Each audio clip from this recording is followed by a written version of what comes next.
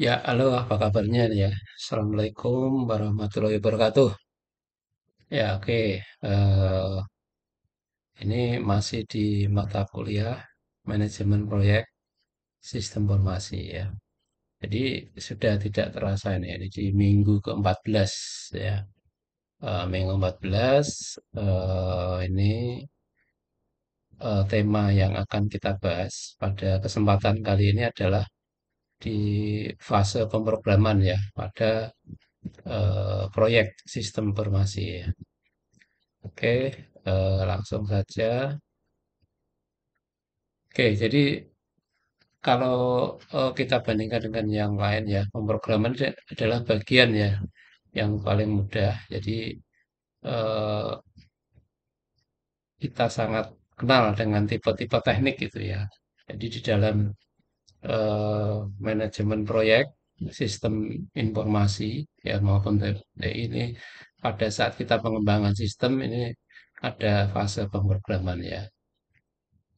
Oke. Nah, jadi pada kenyataannya itu manajer proyek ya, manajer proyek mungkin Anda pernah ikut ya pada suatu proyek sistem ya, manajer proyek Anda mungkin menemukan cara sendiri untuk mengendalikan staf ya, dari mulai program yang terlalu cepat gitu ya. Oke, ada tekanan ya. Jadi programming ini biasanya di dituntut ya untuk bekerja cepat ya. Selalu ada tekanan untuk melakukan sesuatu dengan benar ya. Tidak hanya dari tim proyek tetapi dari manajemen tingkat tinggi gitu ya. Mungkin ownernya atau direkturnya ini pengen selesai sesuai schedule yang telah ditentukan gitu. Nah, coba ini sebelum apa ya, ini ada daftar gitu ya. Pre-programming checklist ya atau daftar pemeriksaan pemrograman. Jadi sebelum Anda memulai pemrograman ini Anda pikirkan ada jawablah pertanyaan berikut ya. Apakah untuk pemeriksaan desain itu memerlukan pengerjaan kembali apa tidak ya desainnya ya? Apakah perlu dikerjakan ulang apa tidak? Atau ini apakah sumber daya yang direncanakan dan programmer masih tersedia gitu ya? Orang-orang yang ini ya programmernya ya. Terus apakah orang-orang ini telah dilatih atau tidak gitu ya. Terus apakah lingkungan pemrograman cukup baik gitu ya. Nah itu pre-programming checklist ya. Ini sebelum melakukan programming, Anda cek dulu ya, Anda cek. Terus kemudian ya, langkah-langkahnya, ya langkah-langkah pemrograman atau the programming step ya. Jadi yaitu satu, merencanakan penggabungan ya. Plan the integration ya. Ini harus direncanakan apakah nanti apa ya di sini contoh ada seorang database administrator ya, terus programming, desainer tampilan user interface, kemudian IT, jaringan ini juga ini ada rencana di sini ya. Terus modul ya, desain modul ini apakah nanti programnya itu eh, skalanya ya, biasanya program ada modul-modul tersendiri ya. Jadi semacam plugin atau dipisah-pisah gitu ya. Misalkan membangun sebuah siakat, di situ kan ada nilai, ada forum ya, atau ada di dalamnya itu untuk nilai ya gitu ya. Nah, ini apa sebuah modul ya. Dan tinggal menambahkan ya. Terus menelusuri desain modul ya, atau look through the module design. Jadi ditelusuri modulnya itu apakah sudah benar atau tidak. Terus kemudian merencanakan bagaimana menguji modul ya. Nah, yang modul yang sudah dibuat diuji atau plan how to test the module. Terus setiap modul ya, kode setiap modul diberi kode ya. Misalkan kode dalam sistem formasi itu contoh Sistem informasi siakat ya. Di dalamnya kan macam-macam ya. Di dalamnya kan ada misalkan tugas ya, nanti modulnya tersendiri. Terus kemudian forum juga modulnya tersendiri. Terus kemudian eh, apa di sini mengenai nilai nanti ada sendiri gitu ya. Nah, ini apakah perlu di kode nggak kode modul untuk ini ya? Apa bagian-bagian dari sistem ya gitu ya. Menguji modul tes ya gitu ya. Jadi terus sudah ada ini menguji. Terus menguji level terendah dari integrasi. Ya, test the lowest level of integration ya. Kemudian step berikutnya yaitu menyimpan semua hasil pengujian disimpan, terus penggabungan modul-modul yang telah diuji, save the result of all test, ya submit fitness modul, kemudian diintegrasikan. Terus baru nanti memulai dokumentasi user ya, di get started on the user dokumentasi gitu ya. Nah itu langkah-langkah ya, langkah-langkah eh, pemrogramannya ya. Oke, sekarang di tool ya, peralatan atau tool yang digunakan untuk kasus-kasus programming ya. Nanti produk software ya yang membantu programmer untuk melakukan pekerjaan lebih baik. Nah, ini ada namanya case ya, software case ya, computer aided software engineering. Jadi contoh adalah bahasa program ini the programming language ya nih, bahasa program apakah yang digunakan gitu ya. Terus kemudian editornya ya, LSE-nya ya. Misalnya kalau kita gunakan PHP gitu ya, pemrograman PHP, maka ini editornya itu harus juga mendukung ya. Misalkan ada Sublime Text, ada Macromedia Dreamweaver ya, dan lain-lain. Terus pendeteksi debug ya. Biasanya ini sudah satu paket ya. Ketika kita salah mengetikkan apa ya, debug ya, debug di program itu biasanya apa ini di sudah jadi satu ya. Ada yang misalkan di Java itu ada ya. Ketika kita salah mengetikkan maka di situ ditunjukkan salahnya di mana gitu ya. Beda dengan apa ini? Misalkan kita menggunakan PHP ya, pemrograman web PHP, kita menggunakan tag gitu itu tidak ada ya. Debuggernya kan tidak ada. Oke, seperti itu contohnya ya. Terus apakah nanti kita juga menggunakan ini content management system ya, apa itu code ya, code management system ya, sorry ini eh apa ini codingnya sudah di seperti di Java itu ya sudah ada gitu lah ya, sudah ada ini bagian apa ini untuk tampilan ya, terus bagian untuk koneksi database dan lain-lain.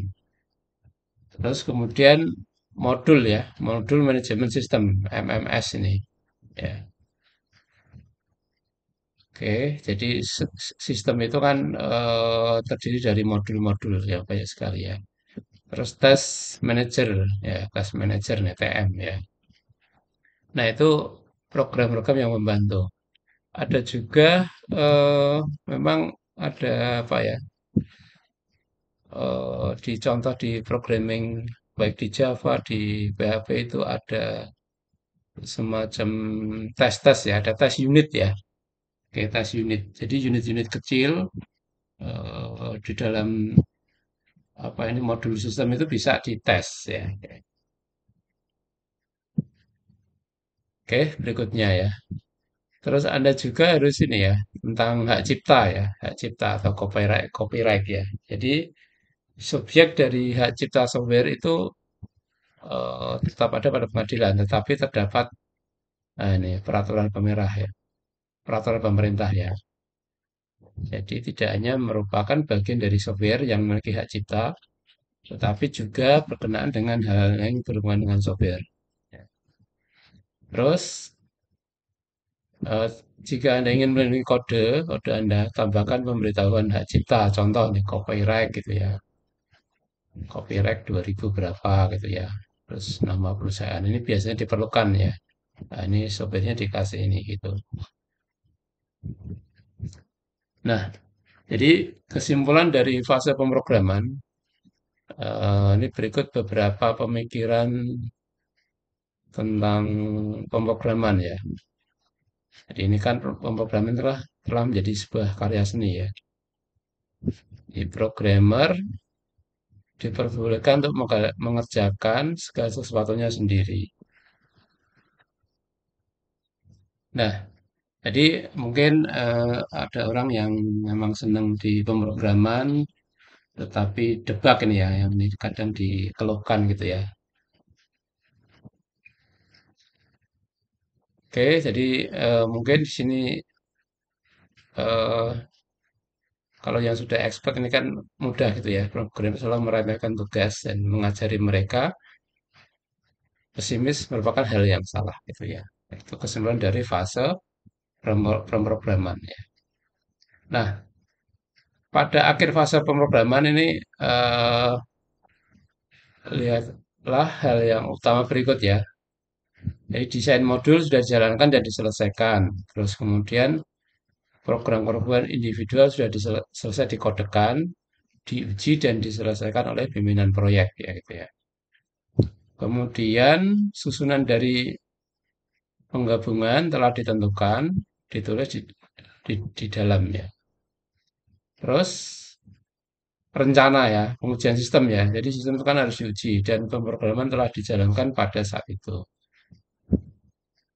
Nah, terus tanggung jawab itu terhadap dokumen user telah diberikan dan jika beruntung hal tersebut telah dilakukan gitu ya.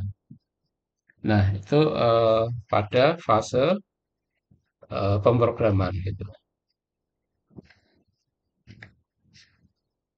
Oke, kita coba tambahkan bahas yang lain. Nah, oke ya.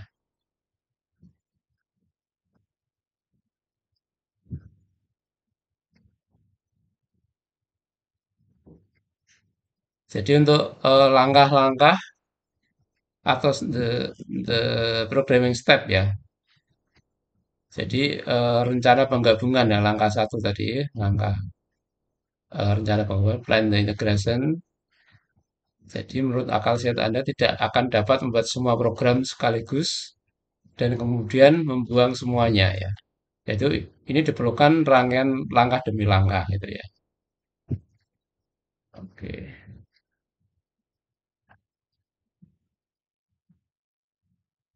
Oke, di sini ya. Nah, itu rencana penggabungan, kemudian mendesain modul ya. Desain modul itu menerima beberapa tingkatan desain dari fase desain. Nah, jadi tugasnya adalah memecah modul secara rinci ke tingkat yang lebih rendah sampai mencapai keadaan programmer siap untuk melakukan pemrograman ya. Oke. Terus kemudian di langkah telusuri desain modul atau workflow the modul design. Ini seperti pada tingkat atas dan menengah dari desain, jadi pertukaran harus dibuat sebaiknya pada tingkat yang paling rendah ya. Yaitu penelusuran desain masing-masing modul sebelum melakukan pengodean ya. Nah, ini ya perusahaan ini sangat kecil ya, hanya programmer yang tepat atau supervisor dan mungkin programmer lainnya yang perlu diperhatikan ya. Terus plan how to test modul itu programmer harus menyiapkan rencana pengujian modul dan data pengujian sebelum dikodekan gitu ya. Nah, ini pimpinan proyek bisa saja melakukan tuntutan pada penelusuran penelusuran rencana pengujian sepanjang desain modul sedang dilaksanakan gitu ya. Nah, oke. Terus yang kelima yang eh, code each modul ya, kode setiap modul ya. Oke, oke, ringkasan dari sebuah program struktur ya, yaitu jika program kecil, aturan dasarnya adalah kira-kira 100 baris kode yang dapat dieksekusi ya.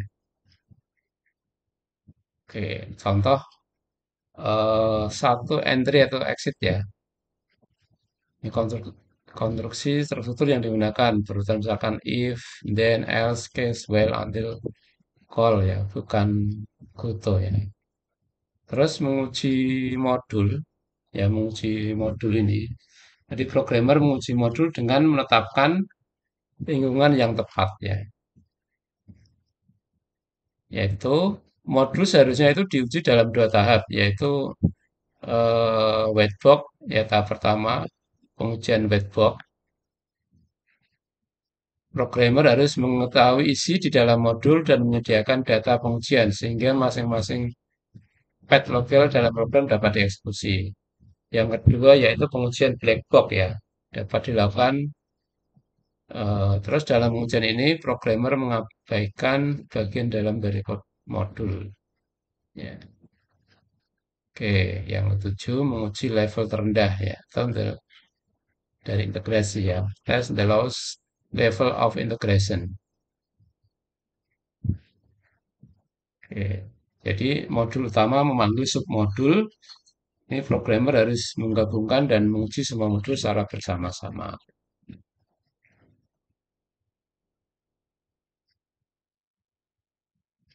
Oke,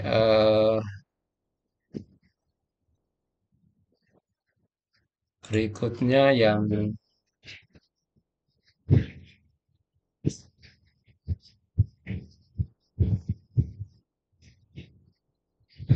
nah langkah yang 9 memulai dokumentasi.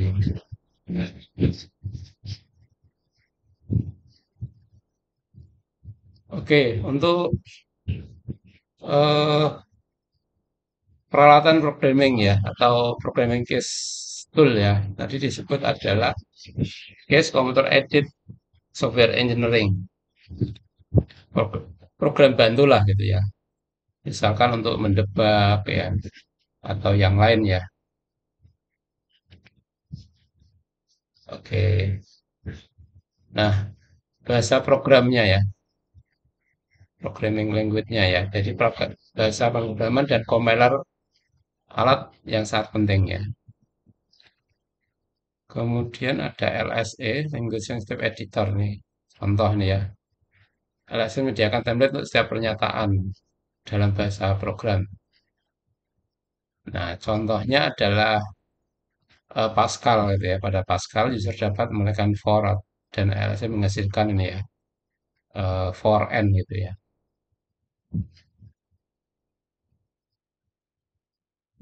Dan seterusnya sampai dengan di modul manajemen sistem atau MMS. Ini adalah proses compile dan link secara otomatis membangun sebuah sistem. Sedangkan yang test manager atau TM digunakan untuk menguji sebuah modul secara otomatis untuk menghasilkan TM. Nah, itu langkah-langkah apa ini pada fase pemrograman.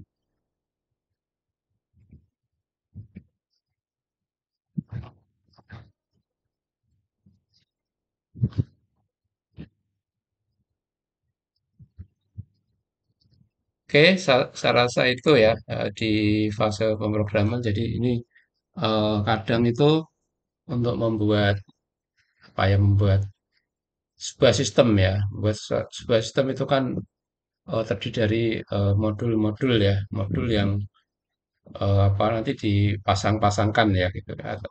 Saya contohkan eh, mungkin ini perlu saya contohkan di software ya. Nah, ini contoh.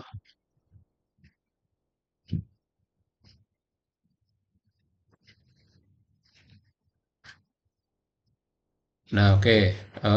Ini di sini ini saya contohkan saja contoh dari software sistem informasi ya, sistem informasi untuk perkuliahan online ya. Nah, oke ini contoh eh, apa itu untuk perkuliahan di sini kan ada modul-modulnya ya, ini dashboard, terus kemudian di sini ada untuk apa itu bagian perkuliahannya ini nanti masuk kemana-kemana gitu ya. Ini ada modul forumnya sendiri gitu ya. Oke, ini terus ini untuk penilaian ya, scoring ya, untuk nilai nanti ya. Terus ini ada pengumuman dan lain-lain. Sedangkan ini di forum atau di course ya, di perkuliahan itu kalau kita masuk ya, misalkan di sini ini ada modul-modul ya, modul misalkan ini silabus, ini forum, terus tuh skor gitu ya. Nah ini yang nanti ini bisa ditambahkan gitu ya. Jadi itu eh, sistemnya berjalan terus ya, sistemnya berjalan terus. Nanti kalau ditambahkan modulnya ditambah gitu. Nah, oke, saya rasa itu ya eh, pada pertemuan ini ya itu contoh untuk pada fase atau tahap programming ya.